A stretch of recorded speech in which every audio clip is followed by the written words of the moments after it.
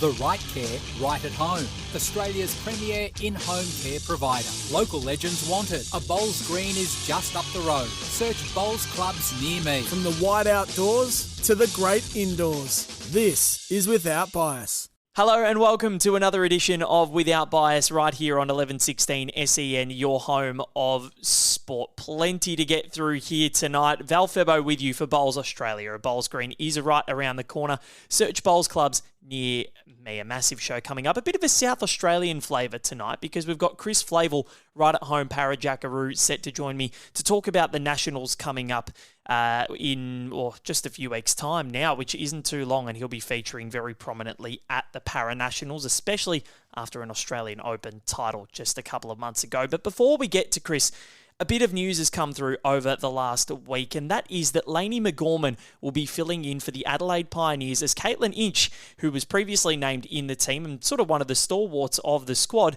is unavailable due to work commitments. Laini's had a great 12 months after winning the Australian Champion of Champions title and will now fight it out against some of the world's best at the BPL, which is going to be the biggest in tournament history. Laini joins me on the line right now. Laini, thanks so much for jumping on the show, and congratulations on the upcoming BPL selection.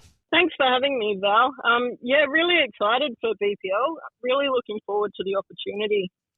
As you should be. It's what a tournament to make your debut in, especially considering there's two new teams. The squads are absolutely stacked as per usual, but how did all of this come about? We were talking just before we jumped on, and you said that it was all a bit of a whirlwind. So describe the process in how you found out that you'd be playing. I actually showed up to a pennant trial last Saturday, and Scotty Thorburn pulled me aside and said that Caitlin's unfortunately busy with work, and how would I like to represent the Pioneers at Pine Rivers? And I said yes, and he's like, "Are you sure you're available those dates?" And I said, "I'll make sure I'm available." So it's happened really quickly, but really looking forward to it. What does it mean to you to be selected and for the club to have the faith in you that, you know, you are good enough and that you have the capabilities to go on and really help them push for this title? It means a lot to me. Given them a home club, and to have a South Australian woman represent at BPL, I think is really important for the development of the state as well. I'm really grateful that the club do think I'm up to it and think that I can sort of help match it against some of the world's best. With the extended teams, like, the depth of talent has just got stronger this year again. And your family as well, how are they when you told them the news? Very excited. Just first thing was sort of juggling childcare while I'm away, but thankfully my husband works from home, so it's a bit easier than for most. But yeah, very excited. Brilliant. And so you're not going to bring the kids with you? No, they're coming up over to New Zealand at the end of November, and it would just be a little bit too much school off at that time of year. Okay, yeah, more than fair enough. So we'll get to what's happening at the end of November a little bit later, but we'll talk more about BPL because this is a very different format to what a lot of people are used to. It's fast, it's fiery, things can happen on a dime, and you don't want to give up your power plays or anything along those lines. What excites you most about playing in this format? Because it is so different and so exciting. For me, the number one exciting thing is playing with Scotty Thorburn and Wayne Rudiger because they're just both amazing. But the format, I love that because it is so fast and quick and you need to use that power play at the right time, there's almost a little bit more luck involved in who wins. I'm really excited to see how it goes on the power plays, and it often comes down to the last bowl of the whole match, and that's really exciting. And the Pioneers have been a team that has been, and I think you could probably say Adelaide franchises as a whole have been very unlucky in the BPL, with the Endurance making 3 finals, not winning. The Pioneers have made 2 finals, haven't quite got the job done. So what do you think you can add to this team to really jump in and go, you know what, we're going to win this title? I think I'd bring, much like Caitlin, just the consistency that can set the boys up well. Yeah. I've been lucky enough to play with Scotty quite a bit over the last few years. So I feel like he knows my game pretty well and knows what my strengths are and how he can best use me. So hopefully that gives us a little bit of an edge. And Scotty Thorburn, playing with him, I think watching him around the BPL, he's the most relaxed character that I think I have ever seen in bowls. Nothing phases him. He could be in the middle of a sandstorm and he'd still be so relaxed. What do you love about Scotty T and why do you love playing with him? That's pretty much why I love Scotty T. He is the most relaxed person, and because he's so relaxed, it helps relax everyone around him. And no doubt it's going to be a big moment for me. And to have someone that's so chilled around is going to be really good and calming. But also Bushy, Les Carter, the coach, and Rudy, they're also very level-headed. Yeah. So I think I'm very lucky to be around three guys that are going to help calm me in that situation. The players that you're going to be up against, Laini, are some of the world's best and some of the greatest of all time. Who are you most excited to play against that you might not have played against before? I've played against her before, but I think Karen Murphy, who's, in my opinion, the GOAT of female bowls. I'm excited to see her go against her. She's been an idol of mine for a very long time, so it'll be good to be on the same green as her on the biggest stage going. And if you do win the Bowls Premier League, how much would that mean to you to sort of come in and help Adelaide win their first title? Because I'm sure it would mean a hell of a lot to the club. It'd mean a hell of a lot to the state of South Australia in terms of bowls, and I'm sure it would mean a lot to you. So, talk to us about what it would mean to win the BPL if you did have the chance. Yeah, I think firstly the club's invested so much in the BPL and supported us or our franchise so heavily over the years that they sort of deserve it for years of sticking by the team and seeing the heartbreaking losses and the close wins. But for me personally, I guess it will show that maybe I can match it with some of the country and world's best. And I really look forward to the opportunity to see how I match up to some of the best. Well, we know you can match up to some of the country's best because you're the reigning Australian champion of champions, conqueror. You'll be heading over to New Zealand later on this year in November, which you alluded to before, and you'll be playing the world champion of champions. How excited are you for this prospect? You're going to get to don the green and gold, and it's going to be a pretty massive week. Yeah, I'm very excited. Firstly, to don the green and gold. It's not something I've had the opportunity to do before. Secondly, it's been a big wait after winning in early October last year to wait till the end of November this year. It's been a long one to wait for, but the anticipation is really building now. Yep. And what do you think your emotions will be when you do put on the kit for the first time and stride out onto the green? How do you think you'll cope with that mentally? Because it's obviously something that most bowlers aspire to do and wear the green and gold at some stage. So how do you think your emotions will be? I think my emotions will be in check. Like, I've had enough time for it all to become a reality. But there will definitely be a lot of pride in representing the country and wearing those colours. And yeah, putting my best foot forward to show that Aussies are good humans first and foremost and dominant in the bowls world. We certainly are, that's for sure. And going to the tournament itself, you'll be heading over with Lee Schreiner. So how much do you think you'll sponge off him in terms of experience at this tournament? Because he's won it before and he's such an accomplished singles player as well. So how much do you think you'll sponge off him? And what are you thinking about right now, a couple of months away, in terms of your preparation? Yeah, so Lee is a wealth of knowledge, and he's such a great bowler and a great singles player. So hopefully I can get a few tips off of him before we start and even just feed off of his energy and what his presence is like early on in the piece. Yeah, but my preparation at the moment, I've probably ramped it up a bit over the last few weeks, and getting more into trying to get some singles hit outs and doing some more drills around singles rather than other things. And hopefully preparing myself the best I can. Have you got a couple of big wind fans out? Because New Zealand can get quite windy. So, what are you expecting in terms of the conditions? Yeah, I've heard the same, that it is one of the windiest cities in the southern hemisphere.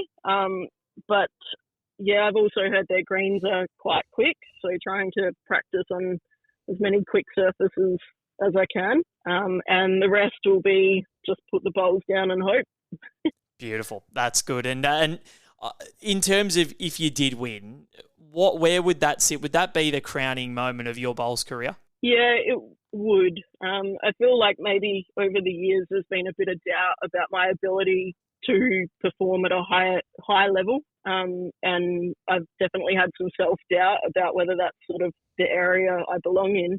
But winning that, I guess no one could doubt it then. Exactly right. And Laini, nobody doubts it from this end anyway. We know the pedigree of bowler that you are. You're an absolute superstar, and we know you're a stalwart of South Australian bowls and one of the best to come out of the state, but you're one of the best in the country as well. We love watching you play at Bowls Australia and everywhere else around the country and world, so we're looking forward to seeing you at the BPL, strutting your stuff under lights on the big TV rink, as well as the World Champion of Champions. Congratulations on all that you've achieved, and good luck with the upcoming Bowls Premier League. Thank you so much, Val. Thanks for having me. Laini McGorman joining me on Without Bias. An absolute pleasure to chat to her and talk about everything that she's achieved over the last year, as well as what is coming up, because she has been an absolute star on the Australian arena. So looking forward to seeing her strut her stuff at the BPL, as well as the World Champion of Champions in Auckland come late November. It's going to be a big month for her. Speaking of big months, it's going to be a big one for Chris Flavel, right at home para Jackaroo, who's got the Para Nationals coming up next month, and I'm looking forward to chatting to him about how he can defend one of his titles. The right care, right at home. Australia's premier in-home care provider. Local legends wanted. A Bowls Green is just up the road. Search Bowls clubs near me. From the wide outdoors to the great indoors, this is Without Bias. You're listening to Without Bias right here on 1116 SEN, your home of sport for Bowls Australia. Of course, a Bowls Green is right around the corner. Search Bowls clubs near me. Val Febbo here with you, and a big thank you to Laini McGorman for joining me on the show before.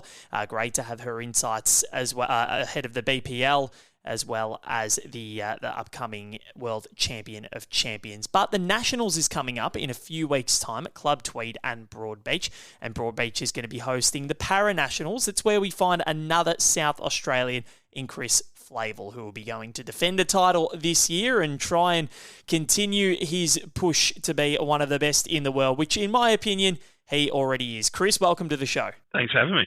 Great to have your company on the program tonight, and you've had a pretty busy year with your maiden Australian Open title. How much confidence has that given you ahead of the Para Nationals, which will be on at the exact same club at Broadbeach? Yeah, no, it gives me a fair bit. Like it was good to play with James Reynolds in the pairs and get my maiden AO title recorded. But as you know, being part of the Para Jackaroos and the Jackaroo, so that we spend a lot of time at Broadbeach, so I'm fairly familiar with the surroundings. So yeah, I'm looking forward to getting back up there in October and hitting the greens. Beautiful. It's going to be a brilliant fortnight, hopefully, and fingers crossed the weather holds out, because Broadbeach in October can be a little bit fickle, we've seen before. But what did it mean to you to be able to win that Australian Open title? I know you'd spent a lot of time at Broadbeach before. You played the multi-nations there as well.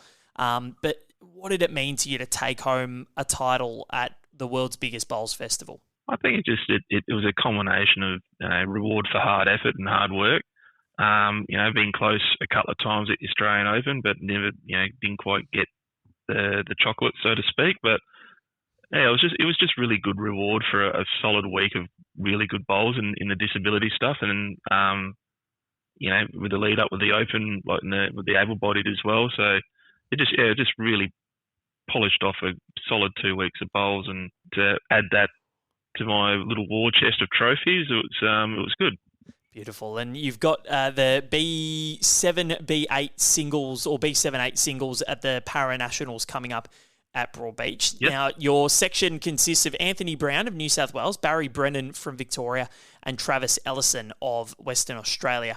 How much have you played them before, and how much do you know about the three of them? So Mr. Brown from New South Wales, I've crossed paths with him a couple of times, and I'm very familiar with Barry Brennan, ex-Para Jackaroo, and played against him a lot of times, and I think he got his maiden singles win against me in a final. So I do owe him one, so that will be interesting. So and I get to meet someone new that I haven't played against. So that's another good opportunity. And do you feel like this year you've got being a para Jackaroo, obviously you probably already have a bit of a target on your back, but the fact that you are the defending champion in this competition, does that make you, do you feel like there's a bit of a target on your back that kind of everybody wants to get you?